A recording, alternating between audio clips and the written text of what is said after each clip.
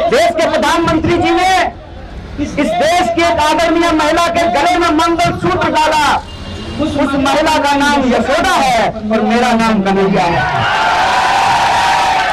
तो याद रखिएगा कि इतिहास का संयोग है कि हम गंगा किनारे पैदा हुए, हमारी जन्मभूमि गंगा के किनारे है और आज हमारी कर्मभूमि यमुना का किनारा बन रहा है। जब हम कहते हैं कि ये न्याय का आरंभ है, तो ये आरंभ तब तक अंजाम पर नहीं पहुंचेगा जब तक हम अन्याय को हरा नहीं देते हैं, अन्याय को खराब नहीं देते। इसीलिए आप सबसे मैं कहना चाहता हूं, ये तो बस शुरुआत है। एक नेता है देश में, कहते हैं कि टेलर दिखाएंगे, साहेब हम आपको असली सलीमा दिखाएंगे कि मेरा नाम कन्हैया है। और भगवान श्री कृष्ण का जन्म जेल में हुआ था, आपने हमको जेल में डाला। आप इस देश के विपक्ष के मुंह पर ताला लगाना चाहते हैं, विपक्ष के नेताओं को जेल में डालना चाहते हैं। जब आपने हमको जेल में डाला था उसी तिहाड़ में, तो वहां से निकल करके हमने इस देश की सत्ता को चुनौती दिया था। हमने कहा था कि जब तक जेल में चना रहेगा आना जाना लगा रहेगा। याद रखिएगा ये वो देश है कि हम सहते भी हैं और जब पानी सर से ऊपर उठ जाए तो अपनी पूरी ताकत से उसके खिलाफ लड़ते भी हैं। तो याद रखिएगा कि जब जब इस देश में सत्ता अहंकारी होती है, जब जब इस देश में पाप बढ़ता है, जब जब इस देश में अत्याचार बढ़ता है, तब तब उस अत्याचार के खिलाफ न्याय का एक आरंभ होता है, न्याय की एक लड़ाई की शुरुआत होती है। और एक बात आपका फोटो आ गया। और एक बात मैं आप सबसे कहना चाहता हूं कि धर्म का क्या मतलब होता है। धर्म का मतलब होता है निर्बल को शक्ति देना। धर्म का मतलब होता है सत्य के साथ खड़ा होना। कृष्ण जेल में पैदा हुए, चाहते तो सत्ता की तानाशाही के सामने झुक करके मामा कंस के दरबार में अपने लिए एक सीट पक्की कर लेते। लेकिन भगवान प्रभु श्री कृष्ण ने कंस के दरबार में जाना स्वीकार नहीं किया, गोकुल वासियों का गाय चराना स्वीकार किया। इसीलिए आज जब मैं आपके बीच खड़ा हूं, ये इतिहास का एक शानदार संयोग है। इतिहास का शानदार संयोग ये है कि इस देश के प्रधानमंत्री जी ने एक आदरणीय महिला को, मैं हर महिला का दिल से सम्मान करता हूं, देश के प्रधानमंत्री जी ने इस देश की एक आदरणीय महिला के गले में मंगलसूत्र डाला। उस महिला का नाम यशोदा है और मेरा नाम कन्हैया है। तो याद रखिएगा कि इतिहास का संयोग है कि हम गंगा किनारे पैदा हुए, हमारी जन्मभूमि गंगा के किनारे है और आज हमारी कर्मभूमि यमुना का किनारा बन रहा है। और हम किताबों में पढ़ा करते थे कि यह कदम का पेड़ अगर ना होता यमुना तीरे, मैं भी उस पर बैठ कन्हैया बनता धीरे। आज आप तमाम लोगों के सामने किसी एक व्यक्ति को सांसद बनाने का सवाल नहीं। आज आप तमाम लोगों के सामने किसी एक व्यक्ति को प्रधानमंत्री बनाने का सवाल नहीं है। आज आप तमाम लोगों के सामने किसी एक गठबंधन का सरकार बनाने का सवाल नहीं है। सवाल ये है कि इस देश के आम नागरिकों के आत्मसम्मान के साथ खेला जा रहा है। वोट की लड़ाई में मुझे कोई दिक्कत नहीं है। वोट की लड़ाई में कोई एक बार सांसद बने, 2 बार सांसद बने कि 10 बार सांसद बने, मुझे इस बात से दिक्कत नहीं है।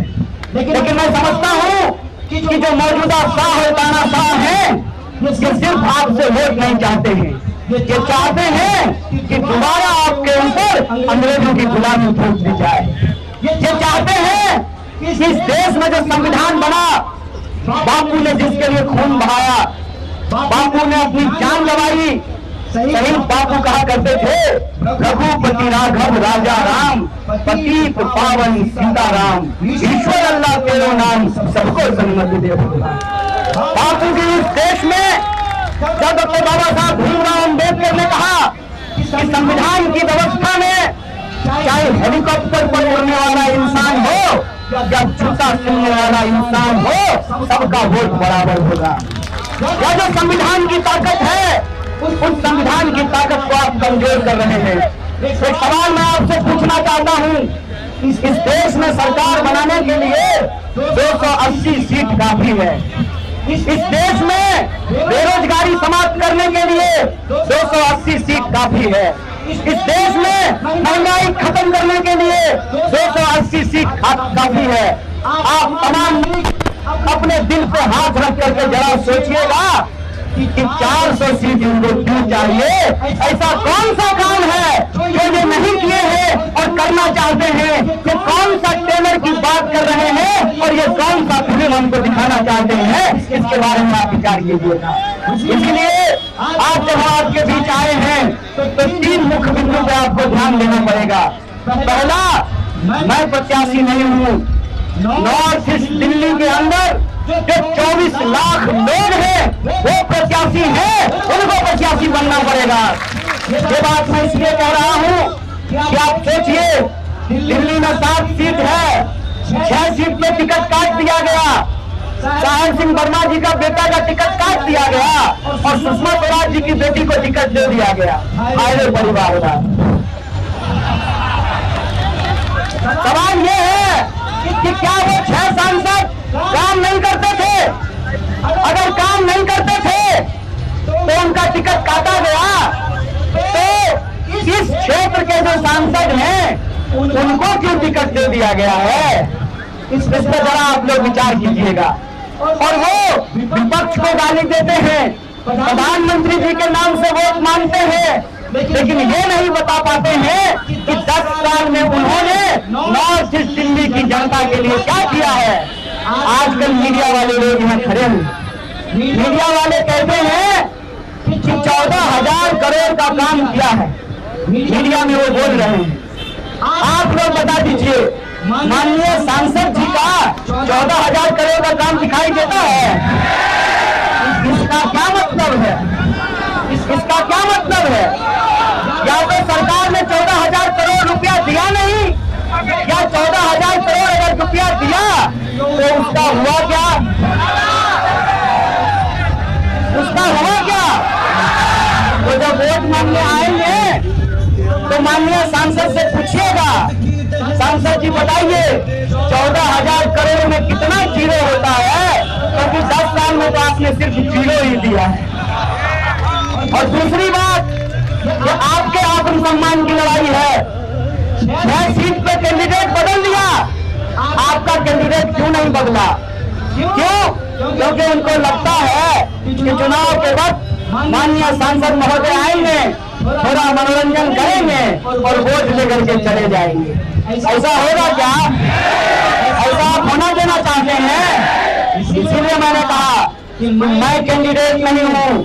आपको अपने हक और अधिकार के लिए नॉर्थ ईस्ट दिल्ली में रहने वाले जो आम लोग हैं, अपने आत्मसम्मान के लिए इस बार प्रत्याशी बनना पड़ेगा। आपको चुनाव लड़ना पड़ेगा। उन्हें चुनाव लड़ेंगे, आपका प्रत्याशी है ना, आपका एमपी है ना। तो अभी एक मीडिया वाले पूछ रहे थे कि कुछ नेता नाराज है। नेता नाराज हो जाए तो हो जाए मैडम, जनता नहीं नाराज होना चाहिए। और जनता जिससे नाराज हो जाती है ना, कितना भी सेटिंग गेटिंग कर लीजिए, ऐसा परसेंटेज बढ़ाएंगे ना नॉर्थ ईस्ट दिल्ली के लोग कि सब सेटिंग घर में ही रखा रह जाएगा। और आखिरी बात ये कि मेरी कहानी और आपकी कहानी बहुत अलग नहीं है। जब मैं पहली बार दिल्ली में सांसद का प्रत्याशी बना, की ओर से इंडिया एयरलाइंस की ओर से तो सबसे पहली प्रतिक्रिया आई कि मैं बाहरी आदमी हूँ। बोलिए, बिहारी आदमी को बाहरी कहना कोई नया बात है? बिहारी को तो बाहरी कहते हैं ना जी। लेकिन याद रखिएगा कि बिहारी जिसको आप बाहरी कहते हैं, वो अगर आता नहीं तो आपका रोड नहीं साफ हो पाता, आप टेम्पो में नहीं चढ़ पाते, आपकी सड़कें नहीं बनती, आपका बिल्डिंग नहीं बनता। और हम खाली मजदूरी नहीं करते हैं, हम गृह मंत्रालय जहाँ आके पप्पा बैठते हैं वहाँ सेक्रेटरी भी बनते हैं। और ये इस देश के संविधान की ताकत है। एक आंगनबाड़ी का बच्चा भी पीएचडी करके ऑल इंडिया रैंक 1 ला करके अपने नाम में शान से डॉक्टर कन्हैया कुमार लगा सकता है। ये इस देश के संविधान की ताकत है। इसीलिए मैं आप सबसे ये अपील करता हूँ, आप जानते हैं कि नॉर्थ ईस्ट दिल्ली में 10 विधानसभा है और हमारे पास कोई साधन संसाधन नहीं है।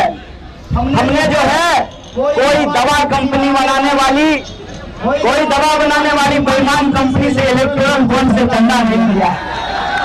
हमारी तो पार्टी का खाता भी सीज कर दिया गया है और कोई विरासत तो हमारे पास है नहीं। कोई हम गृह मंत्री हैं कि हमारा बेटा बीसीसीआई का सेक्रेटरी बन जाएगा, ना हमारे बाबूजी गृह मंत्री हैं, हमारी माता जी तो आंगनबाड़ी में काम करती हैं, तो ना हमारे पास सन है, न धन है, न संसाधन है। लेकिन हमारे पास एक चीज है, सूरत के लोगों की सीरत आप लोगों की नहीं बोले देंगे। सूरत का उम्मीदवार भाग गया और वहां के लाखों वोटर देखते रह गए और बिना चुने ही कोई एमपी बन गया। यहाँ खड़ा होकर के हम इस देश का नमक खाए हैं। आपके सामने ये शपथ लेते हैं कि हमारे शरीर में, हमारे रगों में आखिरी कतरे तक हम अन्याय के खिलाफ न्याय के लिए लड़ते रहेंगे, हम भागने वाले नहीं। इसीलिए आपसे हम अपील करते हैं, ये लड़ाई अन्याय के खिलाफ न्याय की लड़ाई है और इस न्याय की लड़ाई में बोलिए आप न्याय योद्धा बनने के लिए तैयार हैं कि नहीं है? अगर आप न्याय योद्धा बनने के लिए तैयार हैं तो इस लड़ाई को हम पूरी शिद्दत से लड़ेंगे। आप अपनी आखिरी सांस तक लड़ेंगे, आपने आखिरी खून के बूंद तक लड़ेंगे, इस बात को याद रखिएगा। और सबसे आखिरी चीज, आज अगर इस मंच पर खड़ा होकर के प्रत्याशी बन करके मैं जब भाषण दे पा रहा हूँ, सरकार के आंख में आंख डाल करके जब सवाल पूछ रहा हूँ, उनकी टैंकों से नहीं घबरा रहा, उनकी ईडी से नहीं घबरा रहा, उनकी बंदूकों से नहीं घबरा रहा, उनकी जेल से हमको नहीं डर लग रहा, क्योंकि हमारे पास संविधान की ताकत है। इसीलिए आज हम हाथ में प्रस्तावना लेकर के आए हैं, इस देश के संविधान की प्रस्तावना लेकर के आए हैं। उस प्रस्तावना की ताकत को हम लोगों को बचा करके रखना पड़ेगा। जैसे हमारे पुरखों ने अंग्रेजों से लड़ करके हमको स्वतंत्रता दिलाई और स्वतंत्रता सेनानी बने, उसी तरह से उस स्वतंत्रता के बाद जो संविधान बना है, इस संविधान की ताकत से आज आंगनबाड़ी का बच्चा भी कुर्ता पहन करके भाषण दे रहा है। उस संविधान की ताकत को हमको बचाना है। जैसे स्वतंत्रता सेनानियों ने आजादी दिलाई, वैसे संविधान सेनानी बन करके हमको संविधान की रक्षा करनी पड़ेगी। बोलिए आप संविधान सेनानी बनने को तैयार है? अगर आप न्याय योद्धा हैं, संविधान सेनानी हैं, तो ये हमारा ऐलान है कि अन्याय के खिलाफ न्याय के संघर्ष को हम जरूर जीतेंगे। एक बार पुनः आदरणीय मंच को बहुत बहुत आभार व्यक्त करते हुए और आप तमाम लोगों को धन्यवाद करते हुए शुक्रिया करके अपनी बात को खत्म करूंगा। शुक्रिया।